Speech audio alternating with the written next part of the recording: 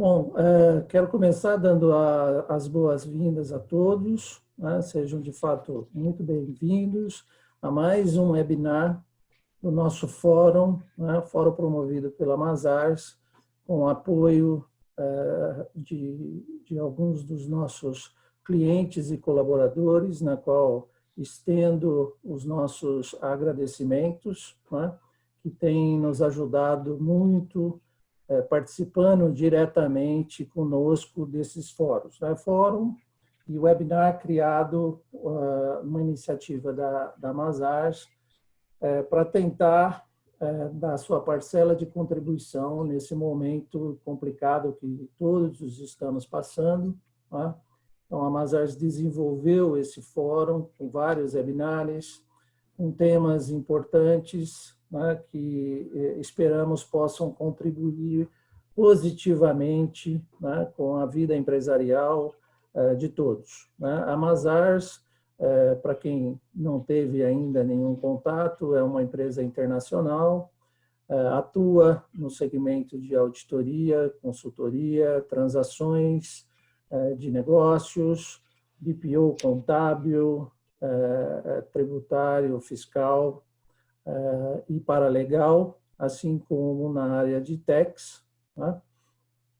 Atua em mais de 100 países, hoje estamos presentes em mais de 100 países, e aqui no Brasil com 5 escritórios, e um contingente em torno de 800 colaboradores.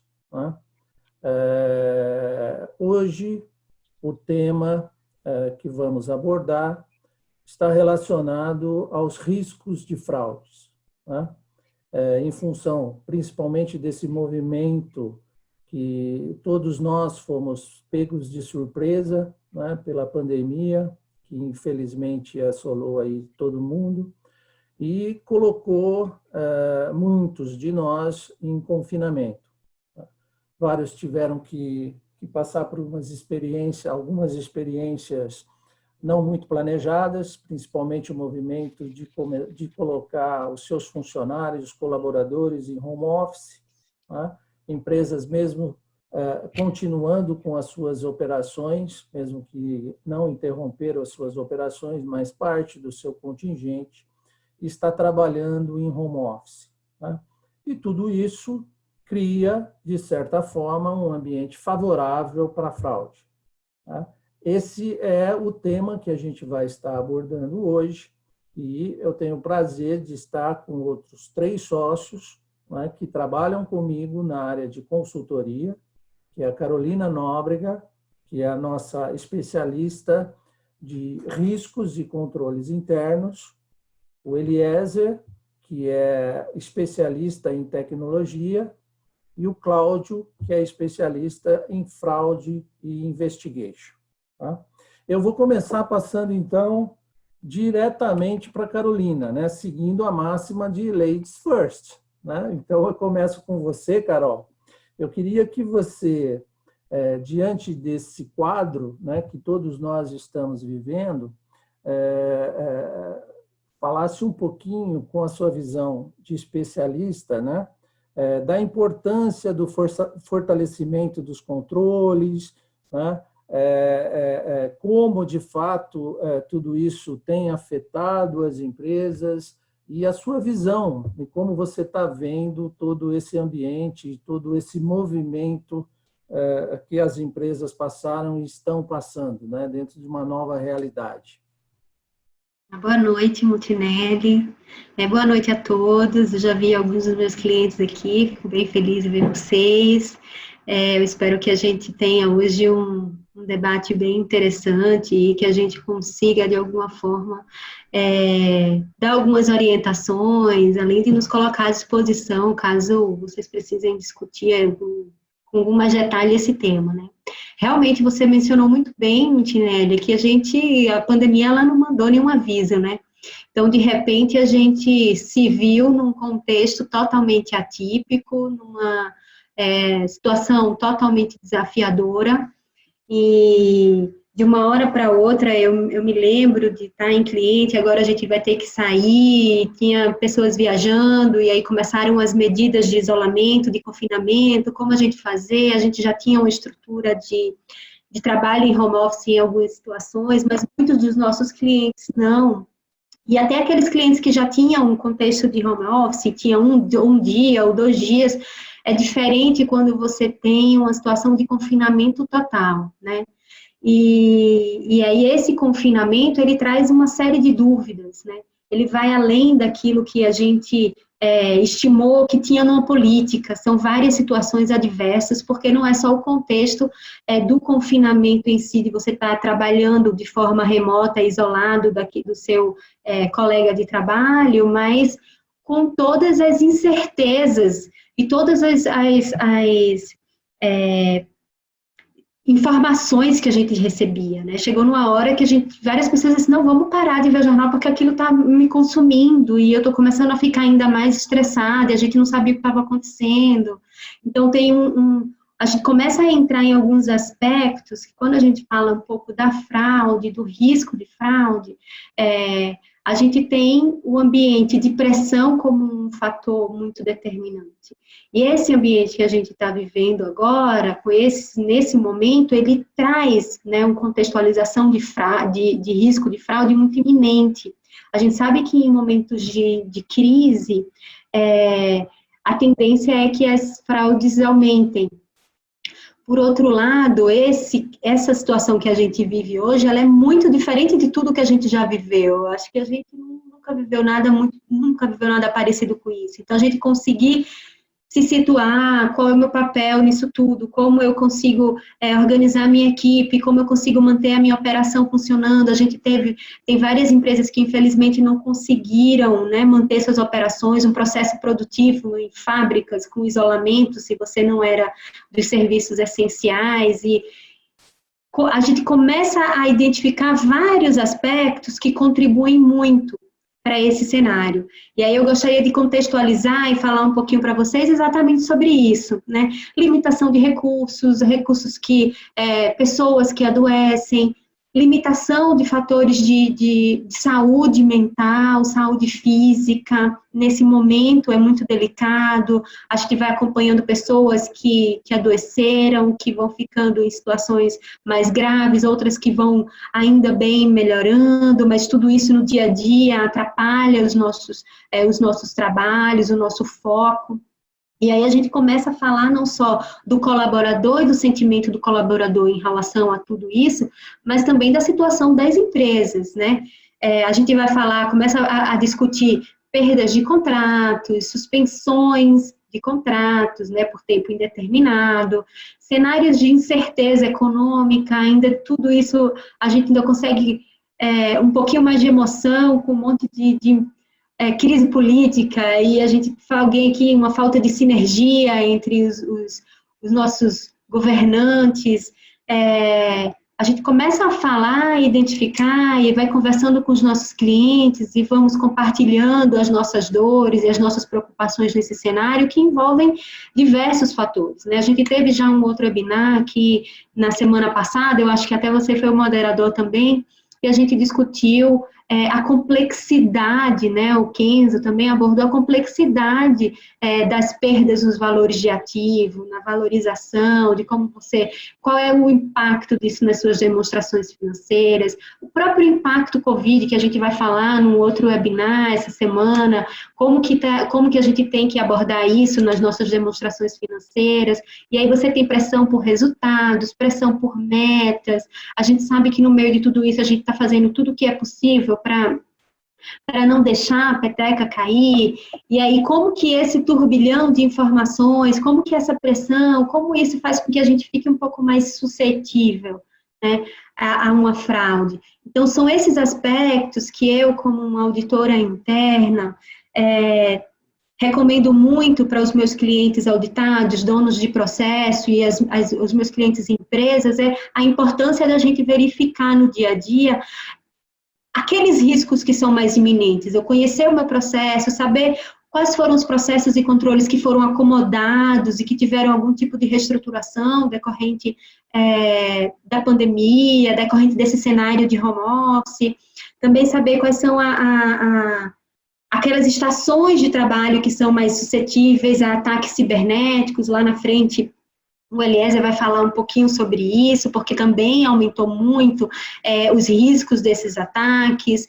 Quais são as limitações na minha cadeia de suprimentos? Quais são as limitações na minha cadeia produtiva? Como que tudo isso interfere nos meus resultados, nas minhas metas? E o conjunto de fatores que faz com que o meu colaborador, de alguma forma, se sinta pressionado, né? Então, é importante também até a gente perceber que a fadiga com o confinamento, eventuais sobrecargas, né, empresas que sofreram demissões, e aí alguém tem que absorver essas atividades. É importante a gente começar a verificar uma redução de performance, verificar alguma mudança de comportamento, mesmo que remotamente, que você perceba que aquele colaborador tem algum tipo de dificuldade no dia a dia, porque aí a gente começa a entrar no outro processo, né, que é a racionalização, que eu vou deixar para o Cláudio, que é o especialista nesse assunto, falar um pouco melhor, mas que contribuem, né, então, que contribuem muito para o contexto e para o aumento dos riscos de fraude.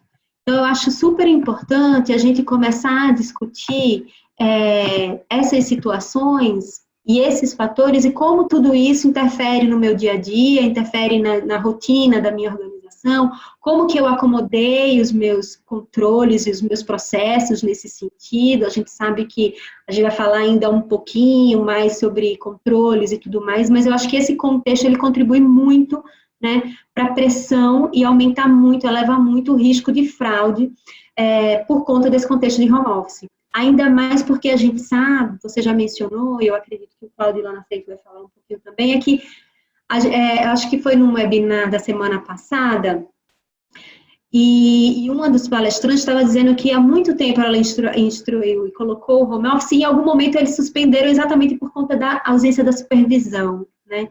Você não está mais lá olhando o seu funcionário fazer aquela atividade que você delegou. Você monitora mais pelo resultado, mas não é aquela presença física que você consegue no dia a dia ter uma retenção, né, uma inibição do fator porque tem alguém olhando se você está fazendo ou não. Então, isso também contribui muito, né, para um campo minado que a gente consegue identificar um risco maior de fraude, uma ocorrência maior de eventos nesse sentido. E eu acho que contribuindo um pouco, contextualizando um pouco esse cenário, eu acredito que esses fatores, eles são relevantes nesse contexto de home office, de pandemia, né? Muito bom, Carol. Eu acho que fica claro, você conseguiu contextualizar de maneira objetiva que a gente está diante, né, ou que essa situação envolve diversos aspectos, né, que contribuem, né, para um ambiente mais favorável a fraudes. Mesmo que esse movimento tenha sido necessário e todos tenham que fazer, e certamente surgiram outras prioridades, mas com certeza acende uma luzinha, né, no mínimo amarela, bem forte, eu diria até já laranja, bem próximo do vermelho, né, que é importante tomar cuidado com isso. Então, fica o alerta que você passou, acho que muito bem colocado, que é importante as empresas estarem atentas a isso, né, e trabalhar os controles que são mínimos necessários para que as fraudes não aconteçam e, de certa forma, contribuam de maneira negativa e até relevante no andamento das empresas, né? Nesse contexto, eu queria ouvir agora o Cláudio, que você, por favor, nos passasse de maneira objetiva quais são, de maneira direta, os principais aspectos que contribuem para a fraude, né? Fala para a gente um pouquinho desse famoso triângulo de fraude, né? Que nem todos têm a familiaridade com relação a isso, né? O que essa redução de supervisão que a Carol citou, né? De que maneira ela contribui na possibilidade de ocorrência de fraudes, né? E o que as empresas devem estar atentas nesse momento? Bom, primeiro que tudo, boa noite, Éder, boa noite a todos os participantes. Queria agradecer aqui a Milena, o Eliezer e a Carol também pela presença e a oportunidade de a gente estar conversando, tá? E, Éder, esse tema é um tema bastante interessante, né? O triângulo da fraude, na realidade, é uma teoria que foi desenvolvida ainda na década de 50 por um pesquisador americano chamado Donald Cressy. E ele percebeu que em todos os casos de ocorrência de fraude, haviam 3 elementos, tá?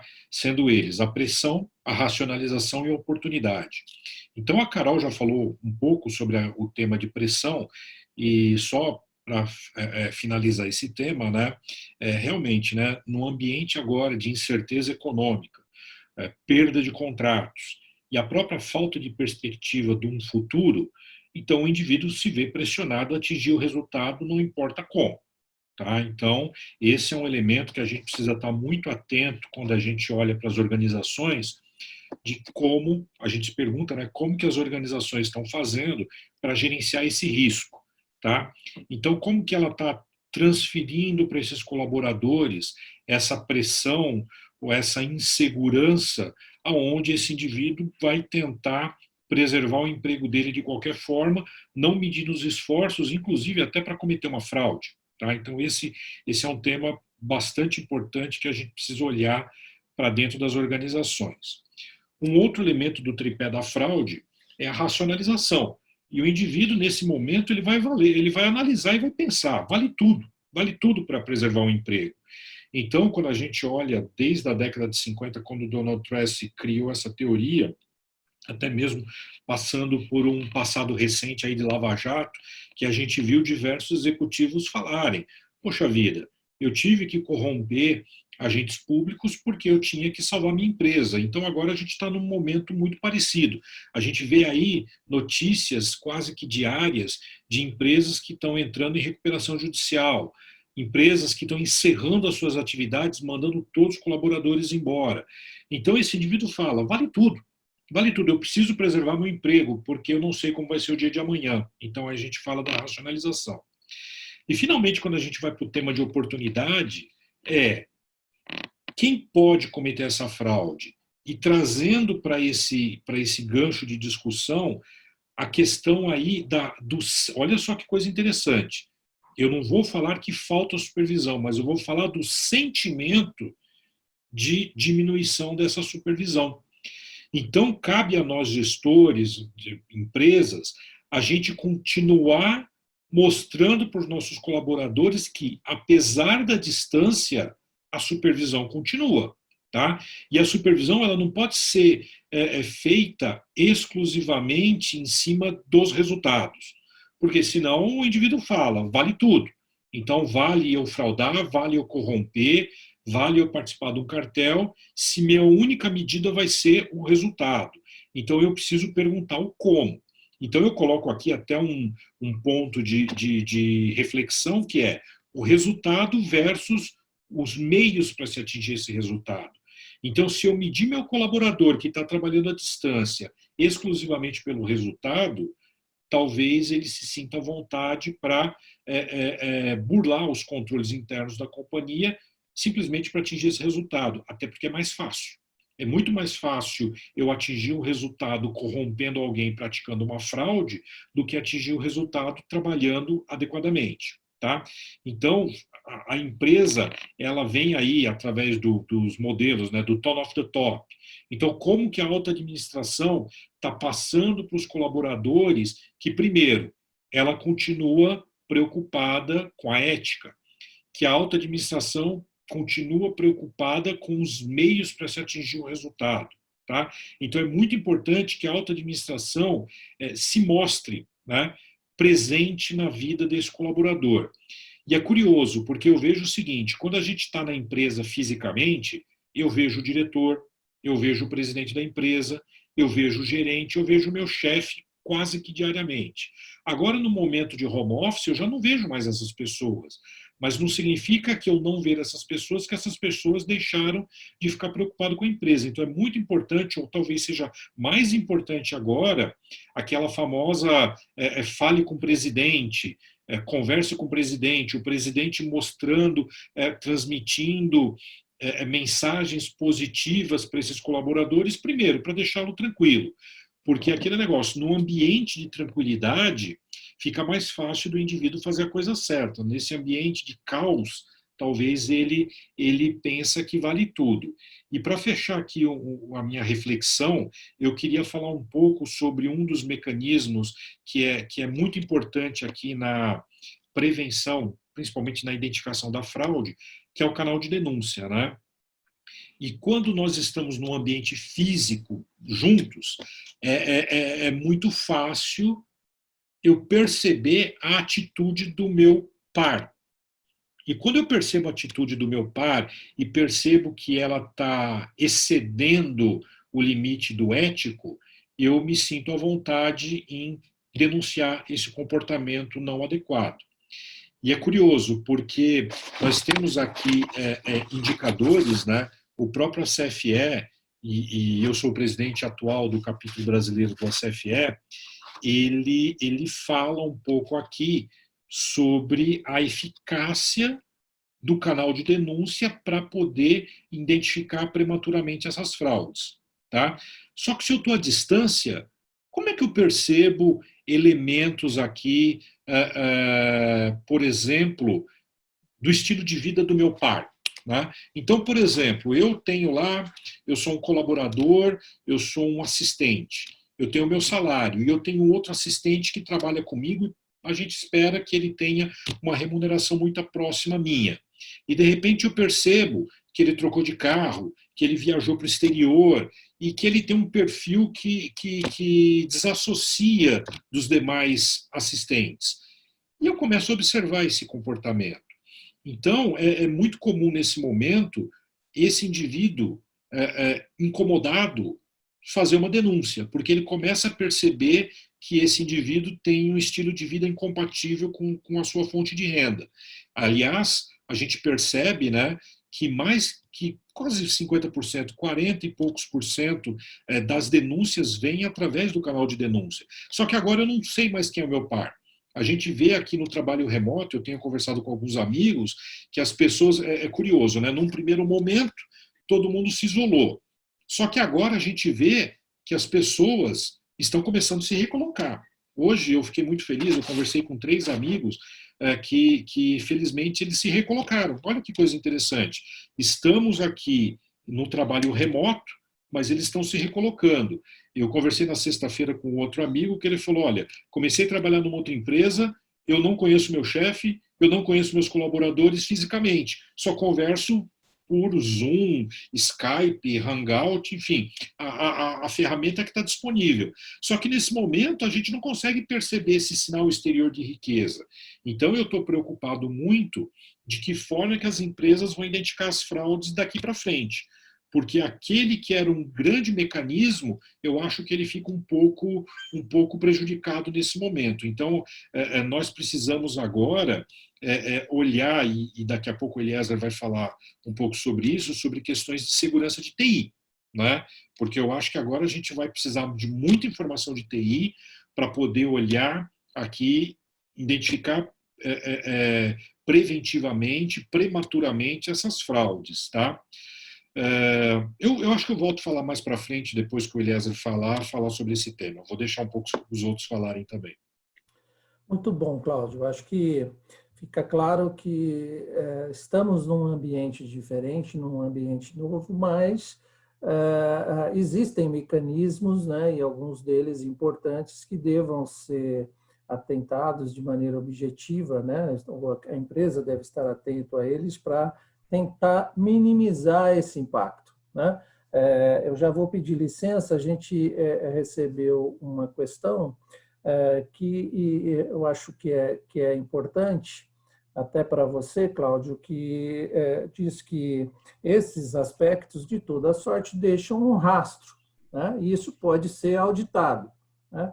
mas nós sabemos que há um tempo para detecção, né? E aí o problema já aconteceu, né? Então sempre é mais importante a prevenção nesse contexto também. Queria que você falasse um pouquinho sobre isso para a gente complementar a resposta para um dos nossos participantes. Boa pergunta, Éder, e obrigado. Acho que foi o José Ricardo que fez essa pergunta, né?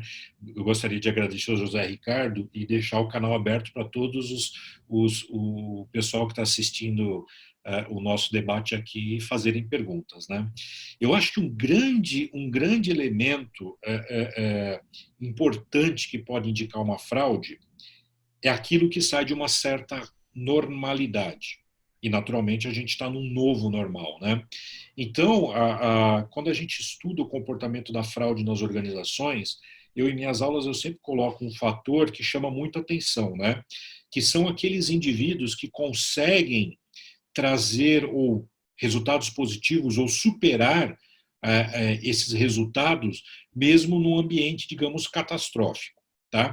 E aí, naturalmente, a gente pode chamar atenção, eu acho que é legal dar exemplos públicos, naturalmente, né? O próprio Banco Barings, que era conhecido como o Banco da Rainha da Inglaterra, que na década de 90 ele teve uma fraude e como resultado dessa fraude tivemos aí o encerramento das atividades desse banco e pelo um valor simbólico de 1 libra esterlina. Olha só que coisa interessante. E qual foi o elemento crucial dessa fraude que ninguém percebeu, que a alta administração não percebeu o que estava acontecendo? O cenário internacional econômico passava por uma crise internacional e uma determinada sucursal continuava tendo resultados positivos, apesar de toda a crise internacional que estava acontecendo. E era curioso, porque esse resultado era um resultado fraudulento, e quando a alta administração precisava, olha só coisa curiosa, precisava de dinheiro para honrar certos compromissos, e ligava para essa sucursal falando, olha, você é a única sucursal que está tendo dinheiro, então, por favor, transfere determinados numerários aqui para a matriz, porque a gente precisa honrar certos compromissos. E a resposta daquele administrador dessa sucursal era, olha, eu gostaria muito de passar recursos agora, mas eu estou na iminência de fechar um outro negócio e, como você sabe, eu estou gerando muito resultado, então eu não vou conseguir passar dinheiro para você agora porque eu vou fechar um novo negócio. Pelo contrário, você precisa passar mais recursos para essa sucursal. E aí a matriz, olhando para aquele resultado fantástico que aquela sucursal entregava, ela terminava jogando mais dinheiro naquela sucursal, e era um buraco negro, né? Então, no final do dia, isso foi o resultado, foi o motivo pelo encerramento das atividades de um banco internacional que era conhecido como o Banco da Rainha da Inglaterra, tá? Então, o que eu quero dizer aqui é o seguinte, quando eu olho para todos os meus colaboradores e vejo que está difícil fazer negócios, né? Uma crise bate na porta de todo mundo e, principalmente, determinados negócios são mais sujeitos a esse impacto direto. E aí eu pergunto, por exemplo, vamos falar de vendedores, se a grande maioria dos meus vendedores está com dificuldade de fechar negócios, porém eu tenho um vendedor específico que ele está conseguindo fechar negócios, apesar de tudo, aí vem a pergunta, qual que é a receita desse milagre? Eu colocaria alguma lupa em cima desse indivíduo para entender se isso é um resultado verdadeiro, que se para em pé, ou é um resultado fraudulento. Tá? Então, eu acho que essa fica a dica, né? Como o José Ricardo colocou aqui, né? A gente tem rastro, olha, mas a questão principal aqui é olhar rápido. Então, quando a gente olha rápido, vamos ver quem sai desse normal. Senão a Inês é morta, né? Como muitos dizem. O banco pode encerrar as atividades e pode ser tarde demais. A empresa quebrou. É verdade. Então, obrigado, Cláudio. Eliezer, fica tranquilo que vai chegar a sua vez. Mas antes eu quero ouvir a Carol, que ela nos diga como as empresas estão se posicionando nesse momento e onde elas deveriam focar com intensidade os esforços, né? É claro que as empresas têm um arcabouço de controle, de identificação de riscos, né? Mas também esse momento cria outras prioridades, né? Como trabalhar com tudo isso sem comprometer também o dia a dia das empresas e naquilo que elas estão focadas, algumas delas tentando sobreviver a esse momento tão complicado? Eu acho que a gente consegue endereçar algumas atividades, algumas ações, né, utilizando ferramentas que já internas das organizações para mitigar, para minimizar esses riscos, né? Até complementando um pouquinho, em média, uma fraude demora 14 meses para ser descoberto. Então, por mais que a gente tenha rastros e consiga em algum momento descobrir, a gente sabe que o perfil do fraudador é aquela pessoa que conhece as fragilidades dos processos da empresa, ele sabe como burlar, então ele vai criar, ele vai alterar documentos, ele vai criar documentos, ele cria ações para manipular atividades e evidências até, né? Então, quantas empresas foram fraudadas durante anos e não conseguiram verificar evidências? E aí o Cláudio mencionou muito bem, quando a gente tem fraudes relacionadas a demonstrações financeiras, apesar de que elas não são as mais incidentes, elas têm um resultado mais catastrófico. A gente tem algumas legislações, e a gente falando de controle, a SOX veio por conta de fraudes desastrosas, né, e muito conhecidas já por a gente aqui, não vou repassar nesse tema de novo, mas que de fato você começa a manipular informações para poder aprimorar e demonstrar melhores resultados, né, então nem sempre é fácil identificar a fraude, nem é tão rápido. Por isso que a gente ter controles preventivos é muito importante. E a gente também não pode negligenciar que uma fraude nunca vai existir. Então, a fraude, ela está ali, mesmo você tendo todo um arcabouço de controles preventivos, ela pode existir. Então, tem algumas informações que a gente consegue repassar que são importantes. O primeiro, o Cláudio mencionou muito bem colocado em relação ao canal de denúncia. O canal de denúncias é o principal agente de identificação de fraudes. E o segundo agente é a auditoria interna. Quando você tem uma auditoria interna trabalhando de forma efetiva, trabalhando e desenvolvendo bem o papel consultivo dela. Nesse momento, eu vejo que os auditores internos têm um papel muito importante em cenários e contextos, né, como esse, porque ele pode fazer um mapeamento das mudanças, um mapeamento das transições, um mapeamento da acomodação dos controles e dos processos. Você discutir com o dono do processo onde tiveram essas mudanças, o que é que a gente pode fazer para complementar, que tipos de controles compensatórios eu posso incluir, não necessariamente porque eu estou acomodando, ou porque algum outro controle ele ficou mais fragilizado, ou porque eu mudei um processo. A gente tem, às vezes, eu tenho visto com frequência workflows de aprovação sendo reduzidos, né? A gente tem um ambiente de sistemas que está mais fragilizado, principalmente no começo. A gente tem uma racionalização, a gente consegue identificar essa racionalização, a gente consegue observar oportunidades e a gente consegue observar a pressão, né? E aí, nesse momento, eu entendo que checkpoints da auditoria interna, você está presente, fazer discussões tempestivas, em pequenas doses, com os donos de processos, entendendo, mapeando quais são os riscos mais evidentes que emergiram dessa situação, para conseguir endereçar controles efetivos que são passíveis de serem executados, né? Porque uma coisa que a gente viu com frequência é que muitas vezes a gente teve uma dificuldade na evidência, né? Na formação da evidência desses controles, na performance da evidência, porque você não tem mais a impressora para imprimir, não tem mais alguém para assinar.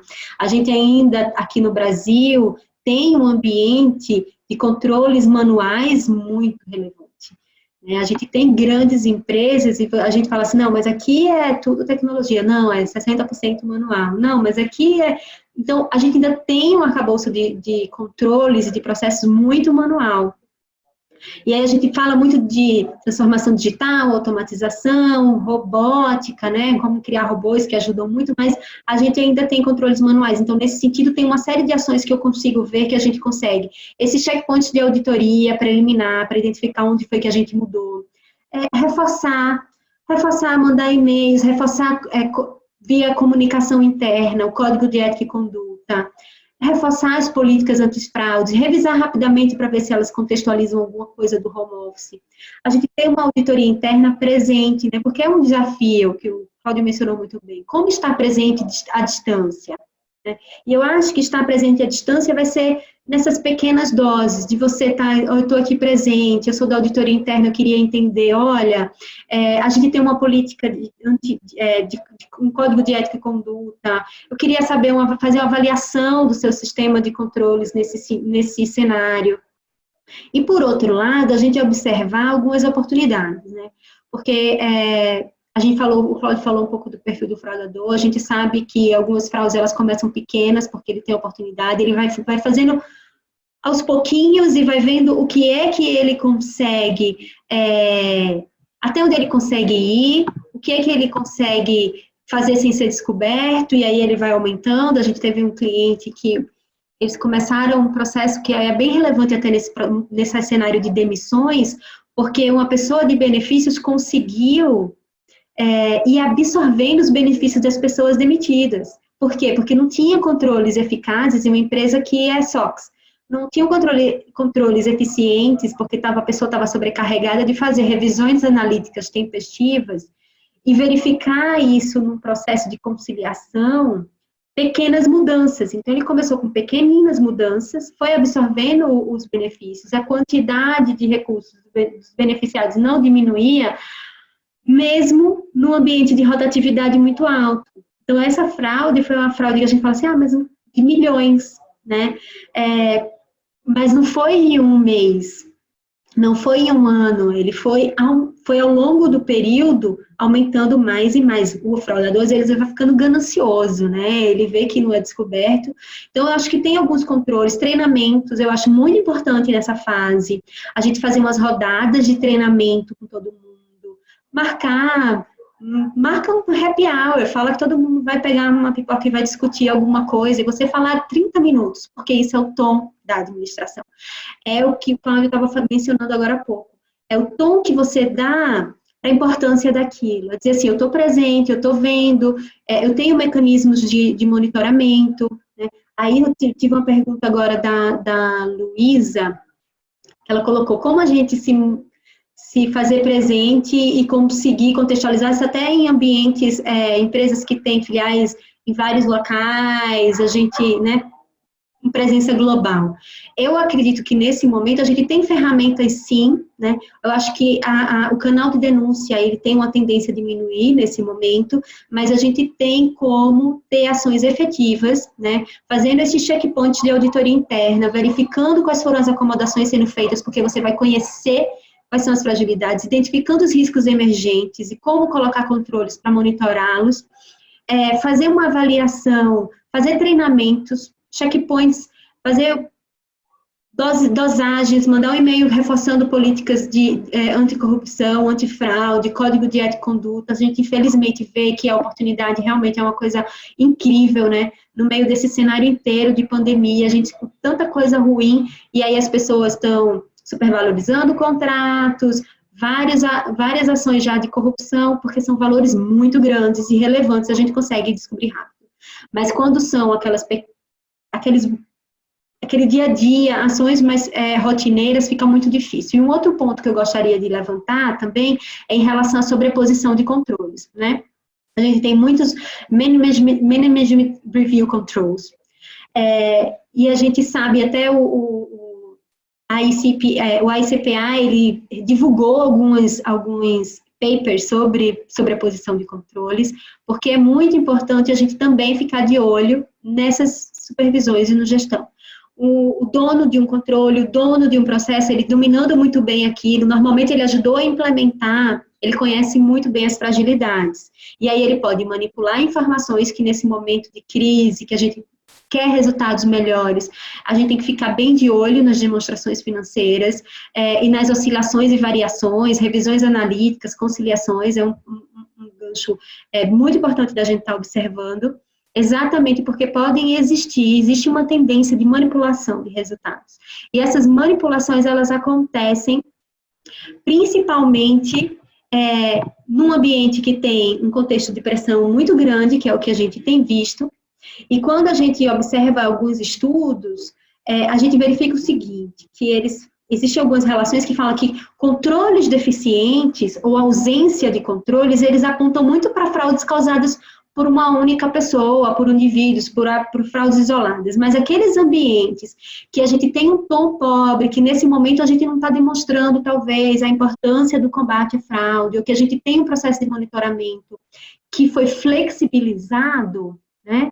Existe uma grande tendência para fraudes mais voltadas para sobreposições, manipulações e, às vezes, até mesmo conluio, né? Então, acho que é muito importante a gente avaliar esses impactos, verificar como estão os nossos colaboradores, se mostrar presente nesse sentido, porque eu acho que aí é um pouco do calor humano que a gente demonstra, né, à distância, você saber delegar e você ter um pouco de atenção no dia a dia, de preocupação, saber quais são aqueles que estão passando por algum cenário ou por alguma dificuldade, às vezes até extra o trabalho, mas que podem impactar no trabalho, porque a gente está falando muito de fraude aqui, mas não vamos esquecer também do processo de erros, que também tem uma grande chance de a gente ter erros operacionais bem maiores agora.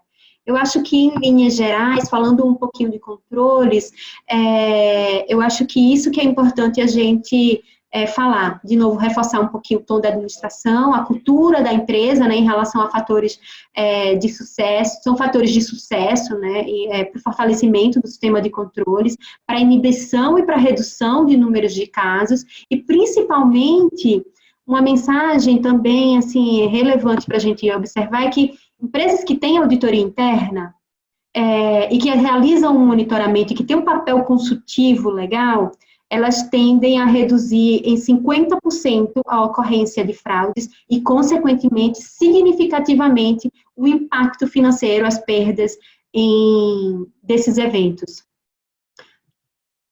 Muito bom, Carol. Realmente tem muita coisa que pode ser feito e, certamente, as ferramentas de tecnologia podem ajudar bastante, né?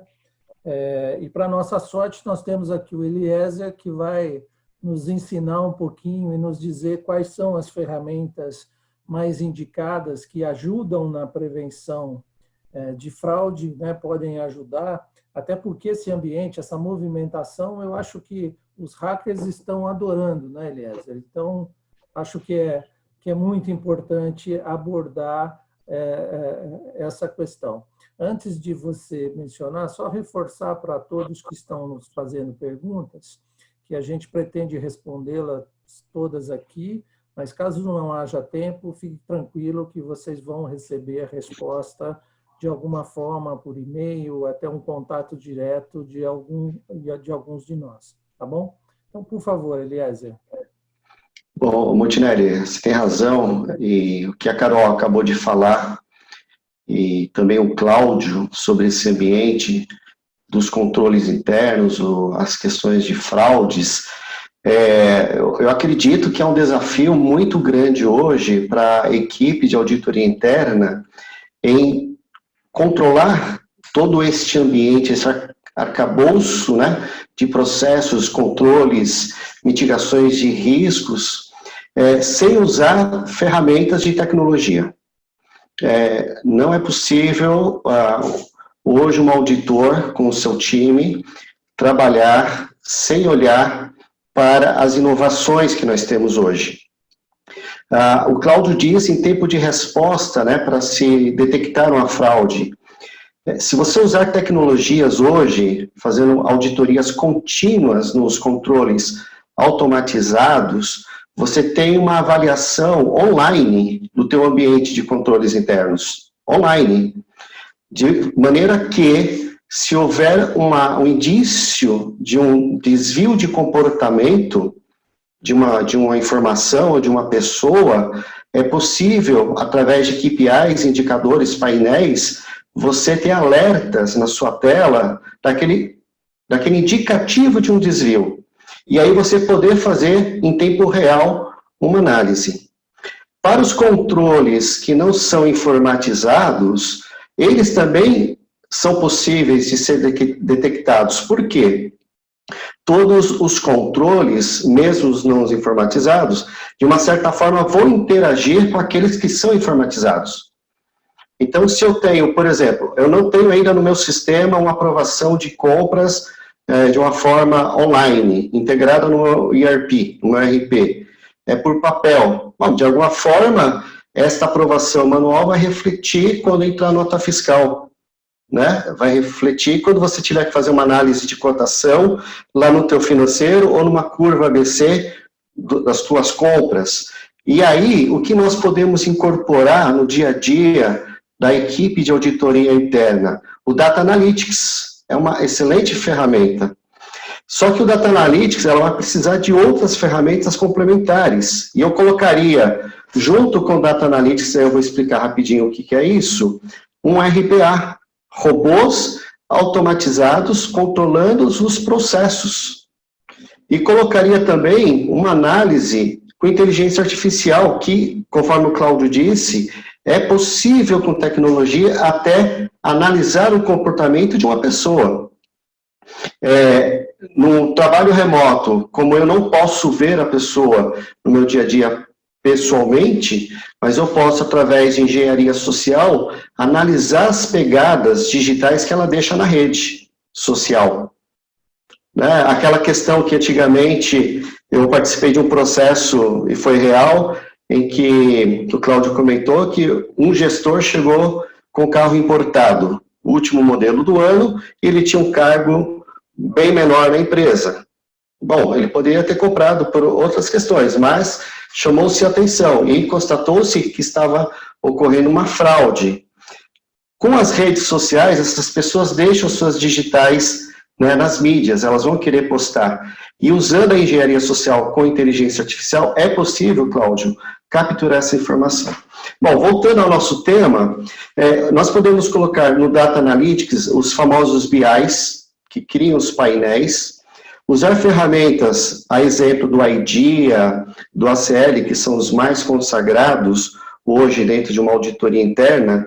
Você cria os scripts para cada processo e controle que você quer monitorar, e junto com o IDEA, um ACL, mais um BI, você pode usar também aí o RPA, né, que é o Robotic Process Automation, para monitorar em tempo real cada transação do teu sistema. Então, é importante usar tecnologia, até porque nós tivemos no webinar na semana passada, na sexta, falando sobre transformação digital, e nós vimos que o mundo caminha para ser totalmente digital. As empresas que não se transformarem, não inovarem, elas terão dificuldades de sobrevivência. Então, a auditoria interna, investir tempo, esforços em automatizar os seus controles, é essencial. Agora, falando de uma maneira mais prática, pensar em tudo isso num contexto de centenas de controles, né, Carol, que uma empresa tem, a pessoa da auditoria fica, assim, angustiada, né? Como que eu vou fazer isso? São muitos controles, qual o time, o custo disso? E aí a gente também pode agregar, nessa nossa discussão, a aplicação de métodos ágeis de implementação de projetos, em que você pode elencar aqueles controles mais críticos, de maior relevância, e aplicando metodologias ágeis, implementar isso em questões de semanas ou poucos meses, de uma maneira muito rápida. E aí, para fechar essa discussão nossa em relação aos cyberataques, a auditoria hoje interna, além de se preocupar com os tradicionais controles que ela já vinha monitorando, e também já incorporado há um bom tempo os controles de IT, hoje quase todas as equipes de auditoria interna precisam de um suporte do IT, se elas já não tiverem no seu time um especialista de segurança da informação, ela também tem que se preocupar com as questões de cyber. A Carol mencionou que para se detectar uma fraude, demora-se 14 meses, né, Carol? Isso. Isso, em média. Em média. Em tecnologia, para se detectar um ataque de cyber, demora-se 8 meses. Olha que quadro caótico, 14 meses de um lado, 8 meses de outro, e a fraude e o risco acontecendo já, né? Se materializando. Então, no caso de cyber, é importante que a equipe de auditoria, em conjunto com a equipe de segurança da informação, coloque sistemas de monitoramento da rede, e existem sistemas hoje de monitoramento com inteligência artificial, que se a pessoa mudar o comportamento dela de uma semana para outra, o sistema vai informar o que mudou. Eu vou dar um exemplo. O Eliezer não tem hábito de colocar um pendrive no seu computador, né? No seu desktop, no seu notebook. Durante um mês ele não colocou nenhum pendrive, não fez nenhuma cópia. Ele chegou na empresa com o pendrive não homologado, que também a gente tem que homologar os pendrives através de part number, e colocou o pendrive na USB do computador. E, imediatamente, o sistema de monitoramento constante de riscos e ataques de hacker vai gerar um alerta para o responsável da segurança, que pode, naquele exato momento, monitorar o que o Eliezer está fazendo, o que ele está copiando, qual o serial number daquele pendrive, que horas que ele colocou, o que ele fez. Se eu mandar anexos no meu e-mail, além de um padrão de tamanho, ele também pode falar. Então, é importante o uso de tecnologia hoje no ambiente da auditoria interna e na prevenção de fraude. Até porque todas as pessoas que usam equipamentos, computadores, deixam rastros digitais. O Cláudio trabalha com a gente, eu trabalho com ele em relação a forense computacional, e quando a gente analisa um HD, a gente consegue ver arquivos apagados, deletados, arquivos ocultos, tem pessoas que ocultam pastas para esconder as coisas, os sistemas conseguem detectar isso. Então, ter ferramentas hoje é um ótimo investimento, com ótimo retorno para a área de auditoria interna. As minhas recomendações são essas. Falando em número de cyber, somente para vocês que não participaram no último webinar nosso, o Brasil ocupa hoje o 3º lugar no ranking mundial do país que mais sofre ataques de hackers, né? No entanto, ele também ocupa o 8º como o país que mais faz ataques de hackers. O tempo médio são 8 meses para detectar. E o que os hackers querem hoje? Roubar as informações da empresa, fazer cyberespionagem, paralisar as operações. Hoje mesmo eu recebi um e-mail de uma empresa que teve as suas operações paralisadas por um ransomware que entrou, então o RP parou, os e-mails pararam, está tudo parado, gerando prejuízos enormes. Como é que a gente mitiga isso? Com controles eficientes de tecnologia, monitoramento constante. É impossível, humanamente possível, vocês monitorarem centenas de controles e processos, incluindo IT, né, com 2, 3, 4 pessoas do seu time. Né, e as empresas hoje, nesse momento de redução de receita, de crise econômica, elas querem otimizar os times. Como é que a gente vai fazer o nosso trabalho? Investindo em tecnologia, ok? Se tiverem alguma dúvida em relação a esse assunto, estou à disposição de todos vocês. Obrigado. Obrigado, Eliezer. E eu acho que no contexto da sua apresentação também ajudou a responder uma pergunta que a gente já recebeu, de quais são as ferramentas de tecnologia que a gente usa para identificar o comportamento do colaborador. Você deu exemplo, a gente sabe que tem mais de uma, mas uma delas que é bastante importante é justamente identificar e monitorar as ações desse colaborador, né? A gente usa ferramenta apropriada para fazer isso, além daquelas relacionadas a uma investigação propriamente dito, como você mencionou, usado bastante em processos de investigação, para rastrear e-mails, celulares, enfim, dentro de um contexto de palavras-chave. A gente também recebeu uma pergunta que eu achei bastante interessante, do professor Luiz Roberto, que ele nos pergunta de como implementar um processo de auditoria eficiente num contexto de pequenas e médias empresas, que são a maioria do Brasil, com razão, né? Eu vou começar a responder dando gancho para vocês, mas eu acho que a primeira coisa é tratar do estabelecimento de um conceito e procedimentos mínimos de controles voltados à prevenção.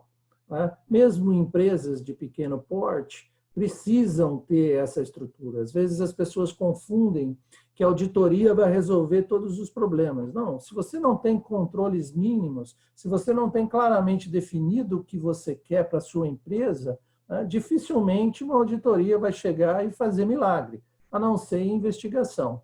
E um dos caminhos, sem dúvida nenhuma, é o uso de ferramentas de monitoramento e acompanhamento, porque, por incrível que pareça, muitas delas têm um custo muito pequeno.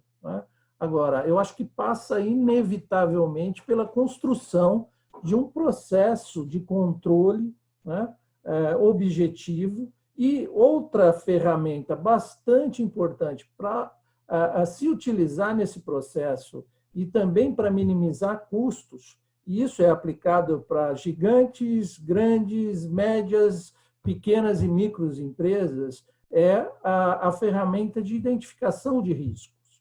Você identificando os riscos de maneira objetiva, você vai conseguir aplicar os esforços na medida certa, seja na implementação de procedimentos, seja até nos processos de auditoria. À vontade, quem quiser complementar, por favor. Eu acho que...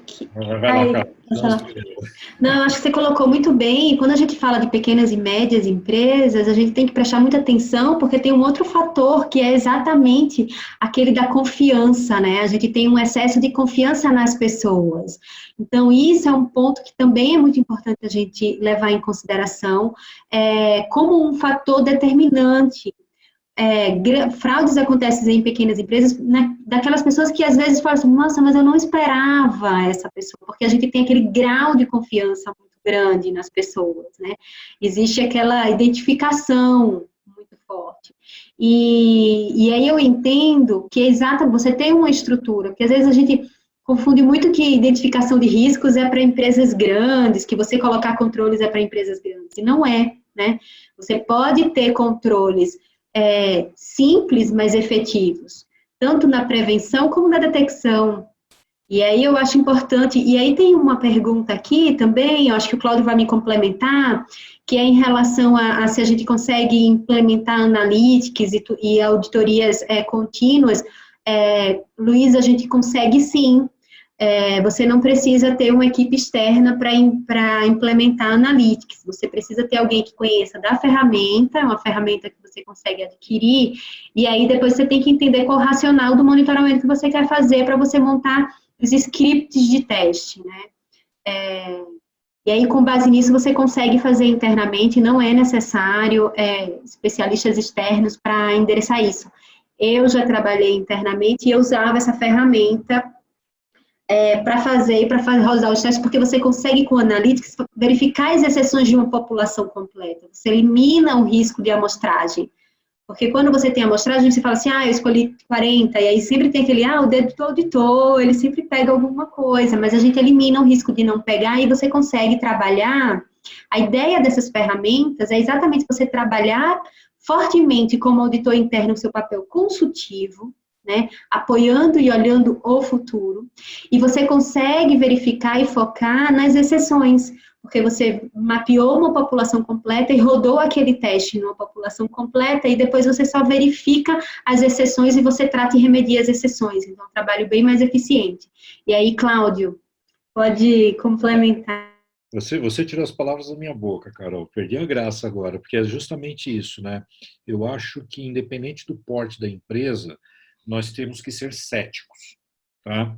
Em todos os casos de investigação de fraude que a gente olha, a gente percebe que o fraudador tinha confiança junto, digamos, à vítima da fraude, né?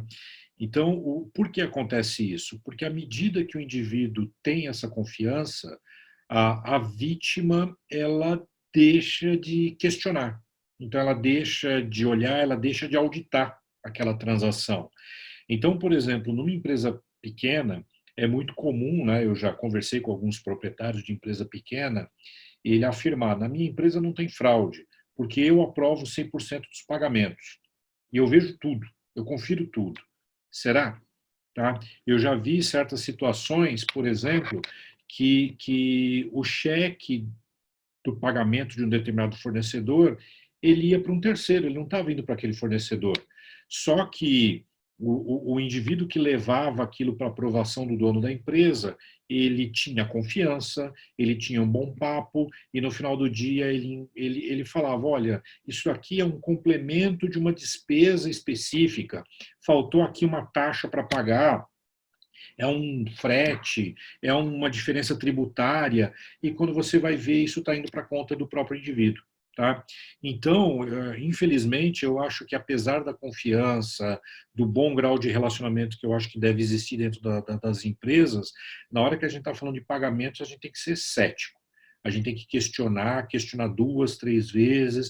Qual que é o destino desse dinheiro? Ah, é aquilo lá, você não viu o carregamento do caminhão chegando? Ah, mas é isso mesmo? Será que chegou tudo? Chegou na quantidade certa, na qualidade certa, no timing certo? Pode ter muitos conluios por trás disso. Então, eu convido a todos os gestores aqui a serem céticos, questionar 2, 3 vezes para se certificar que aquilo que ele está provando realmente é devido ou não. Tá? Curioso, uma vez eu conduzi uma investigação de fraude onde tinha uma dupla assinatura.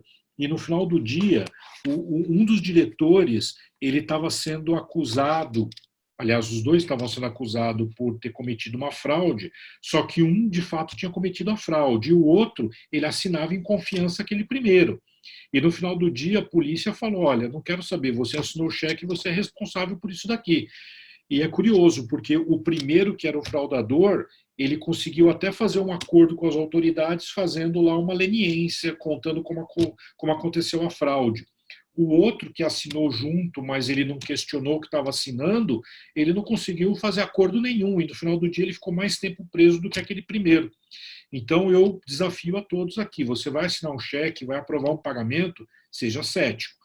Não é porque já tem uma outra assinatura, porque alguém já deu uma aprovação prévia, que você vai simplesmente aceitar isso e falar, não, o meu par já viu isso. Não, o seu dever é olhar de novo, porque senão não teria por que ter 2 assinaturas, se você simplesmente vai abaixar a cabeça e assinar junto.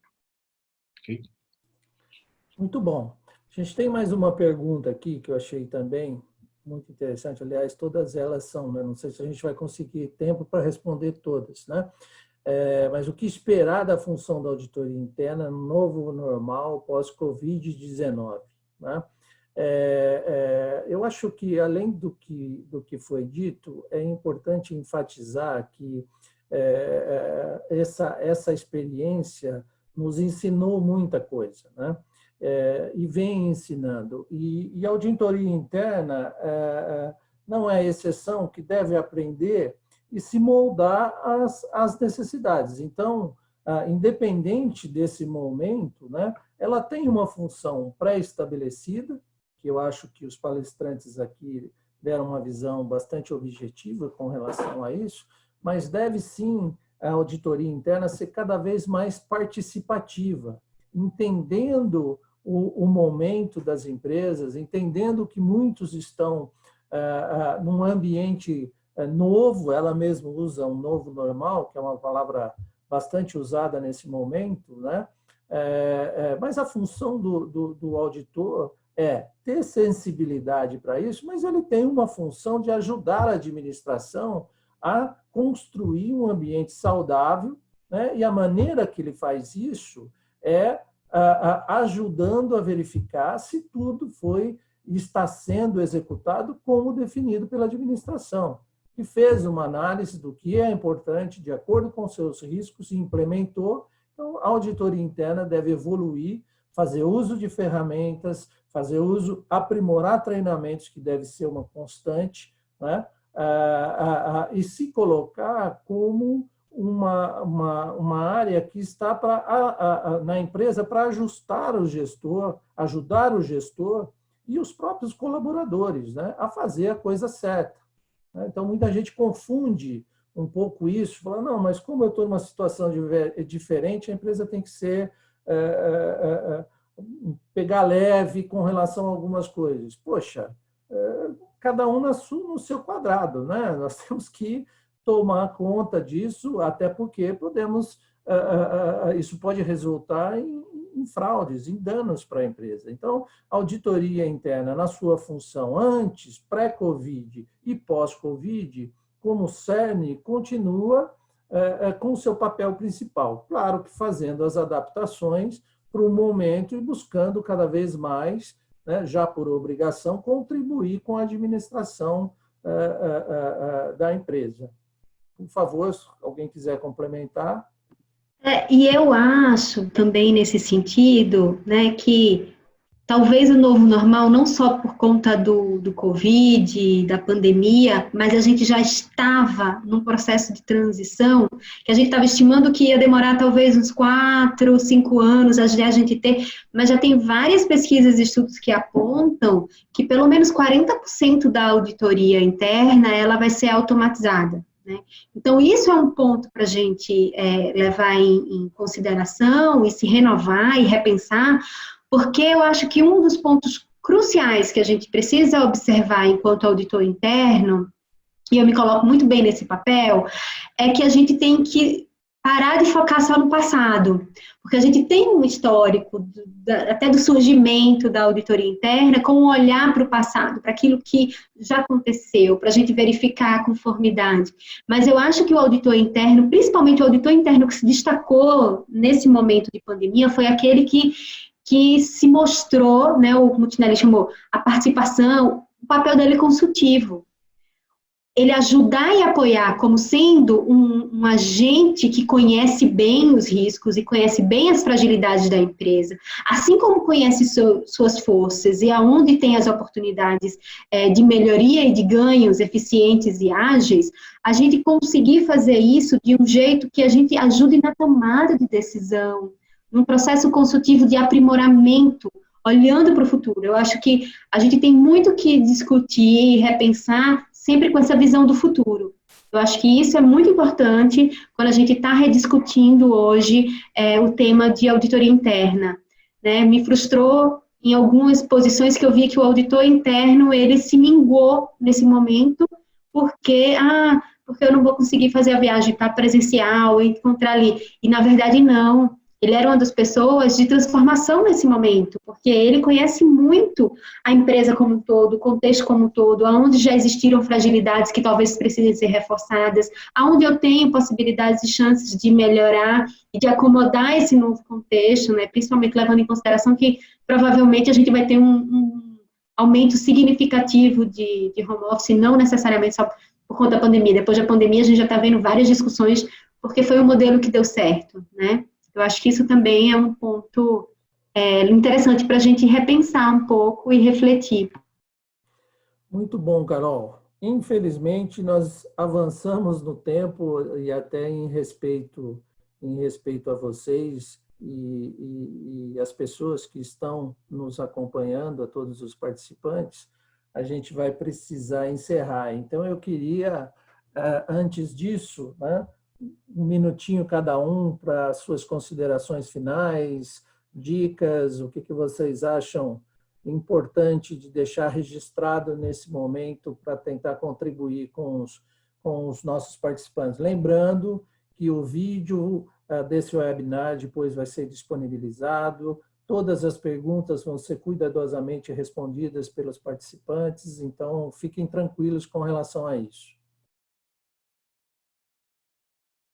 Então, eu queria começar, Carol, de novo, ladies. Bom, eu queria, na verdade, agradecer a participação de vocês, né? É sempre legal, é um fórum de debates e não foi aquele contexto de webinar que a gente vai mostrando a apresentação e às vezes a gente consegue contextualizar, mas aí as coisas se constroem. Acho que foi legal também os participantes ativos e demonstrarem aqui algumas preocupações, compartilharem com a gente, questionarem, porque isso enriqueceu bastante esse debate.